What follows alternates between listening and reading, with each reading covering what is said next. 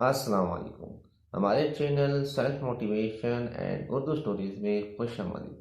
آج ہم اپنے چینل پہ مفتی طارق مسعود صاحب کی ایک نئی ویڈیو لائے۔ آئیے مفتی طارق مسعود صاحب کا ایک نیا بیان سنتے ہیں۔ کر سکتے۔ کل ایک اسکالر کا میری نظر سے منجن بیچ رہا تھا، وہ اس سے پوچھا گیا یہ بار بار یہ منجن بکتا ہے کہ دودھ پلانے کی مدت کتنی ہے؟ فوراً نا آج کل کے اسکالرز کو نا کیڑے نکالنے کا موقع ملتا ہے۔ دودھ پلانے کی مدت کتنی ہے؟ اس نے فوراً قرآن کی آیت کوٹ کی، والوالدات یرضعن اولادہن حولین کاملین لمن اراد ان یتم الرضاعہ، مائیں اپنے بچوں کو 2 سال تک دودھ پلائیں جو دودھ کی مدت مکمل کروانا چاہتی ہیں۔ پھر فوراً جو ہے نا حنفی یہ کہتے ہیں کہ 2.5 سال، اور قرآن کیا کہہ رہا ہے؟ 2 سال۔ لوگوں کتنا، آپ بتاؤ، لوگوں کا دماغ خراب کر رہے ہیں کہ نہیں کر رہے؟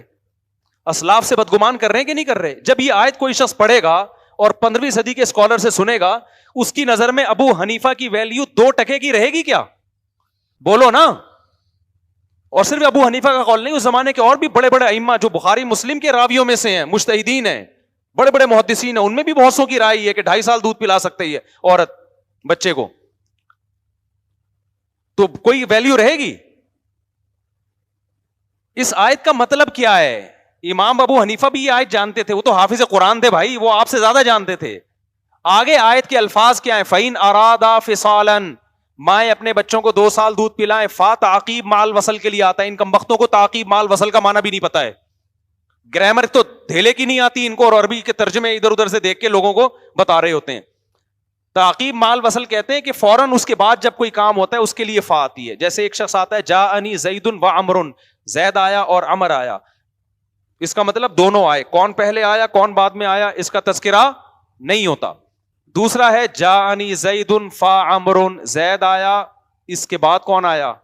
فوراً آیا مگر بعد میں آیا۔ فا کا مطلب وصل فوراً، تعقیب کا معنی اس کے بعد۔ تو قرآن کی یہاں فا ہے، فا۔ قرآن کہتا ہے فَإِنْ أَرَادَا فِصَالًا عَنْ تَرَاضٍ، مائیں اپنے بچوں کو 2 سال مکمل دودھ پلائیں، جو اپنی دودھ کی مدت مکمل کروانا چاہتے ہیں تو وہ 2 سال تک پلائیں۔ آگے قرآن کہہ رہا ہے فَإِنْ أَرَادَا فِصَالًا، فا ہے نا، فا جو بات کے لیے آتی ہے۔ پھر اگر یہ دونوں آپس کی رضامندی سے چھڑوانا چاہیں فَلَا جُنَاحَ عَلَيْهِمَا، اس کے مطلب قرآن 2 سال کے بعد چھڑوانے کا موقع فراہم کر رہا ہے۔ قرآن کہہ رہے 2 سال تک تو جو مکمل دودھ پلانا چاہے، جو نہیں پلانا چاہے 1 سال تک پلا سکتے ہیں، 6 مہینے تک پلا سکتے ہیں، 1.5 سال تک پلا سکتے ہیں، مدت مکمل کروانا چاہیں 2 سال تک پلا سکتے ہیں۔ اس کے بعد آپس کی رضامندی سے چھڑوانا چاہیں تو بھی کوئی حرج نہیں ہے۔ اس کا مطلب اس کے بعد بھی کچھ ٹائم ان کو دیا جائے گا، اور یہ چھڑوائی کی مدت ہوگی، چھڑوائی کی، ایک دم سے چھوٹا نہیں جا سکتا۔ تو ابو حنیفہ کی رائے بھی قرآن کے عین مطابق ہے۔ پھر دوسری آیت بھی ہے جس سے امام حنیفہ استدلال کرتے ہیں، ابھی میں اس آیت میں جاؤں گا تو بیان لمبا ہو جائے گا، جو میرا اصل موضوع نہیں ہے۔ اور پھر کمال کی بات یہ ہے کہ فقہ حنفی صرف ابو حنیفہ کے اقوال کا نام نہیں ہے، یہاں فقہ حنفی، اچھا ایک اور حدیث بھی پیش کی جاتی ہے کہ لا رضاع بعد حولین، 2 سالوں کے بعد رضاعت نہیں ہے، دودھ پلائی نہیں ہے۔ تو امام حنیفہ کے نزدیک اس کا مطلب یہ ہے کہ وہ دودھ پلائی جس کی وجہ سے عورت اجرت کی مستحق ہوتی ہے۔ جب تک ماں بچے کو دودھ پلاتی ہے نا، خاص طور پہ طلاق کے بعد، تو ماں کو بچہ پالنے کا خرچہ بھی دیا جاتا ہے، دودھ پلانے کا خرچہ بھی دیا جاتا ہے۔ تو 2 سال تک تو دودھ پلانے کا خرچہ دیا جائے گا، 2 سال کے بعد رضا، وہ والی رضا جس پہ مرد کی ریسپانسبلٹی ہے، وہ والی نہیں ہے، اب فری پھوکٹ کا ہے وہ، اب پلائے گی تو ماں کی غریبی ہوگی وہ۔ انہوں نے حدیث میں یہ تعویل اس لیے کی ابو حنیفہ نے، تاکہ حدیث کس کے مطابق ہو جائے؟ قرآن کے، کیونکہ قرآن کے ظاہر سے پتہ چل رہا ہے کہ 2 سال تک تو کمپلیٹلی پلایا جا سکتا ہے۔ اب قرآن ایک طرف اجازت دے رہا ہے 2 سال کمپلیٹلی آپ پلائیں، کسی کا باپ بھی اچانک نہیں چھڑا سکتا بچے سے دودھ، تو چھڑوانے کے لیے کچھ ٹائم بچے کو چاہیے، تو یہ چھڑوائی کا ٹائم ہے 6 مہینے۔ سمجھ میں آ رہی ہے بات کہ نہیں آ رہی؟ تو ابو حنیفہ کی دلیل بڑی مضبوط ہے اس میں، لیکن ان بیچاروں کو سمجھ میں نہیں آئے گی جن کمبختوں کو ترجمہ بھی نہیں آتا قرآن کا، وہ ترجمے بھی دوسروں سے دیکھ رہے ہوتے ہیں۔ باقی پھر بھی احتیاط کی وجہ سے اس مسئلے میں حنفیوں نے، ائمہ احناف نے ابو حنیفہ کے قول پہ فتویٰ نہیں دیا۔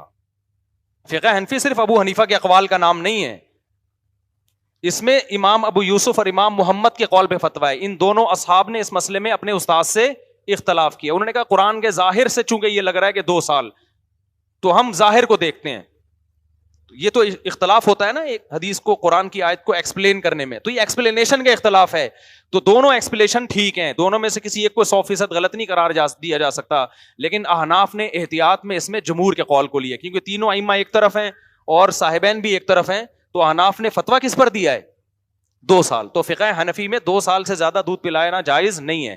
تو ان کمبختوں کو نہ فقہ حنفی کا پتہ ہے, نہ قرآن کا پتہ, نہ حدیث کا پتہ, نہ ابو حنیفہ کے اقوال کا پتہ. ان لوگوں کو تو بیٹھ کے خود ہی ایک چیز فرض کرتے ہیں, دلائل بھی خود ہی گھڑتے ہیں, اور نیچے ان سے بڑے بے وقوف بیٹھے ہوئے ہوتے ہیں جو ان کو اپریشیٹ کر کر کے اور ان کو چڑھا رہے ہیں آسمانوں پہ, کیونکہ نیچے جو بیٹھے ہوئے ان کو کچھ بھی نہیں آتا.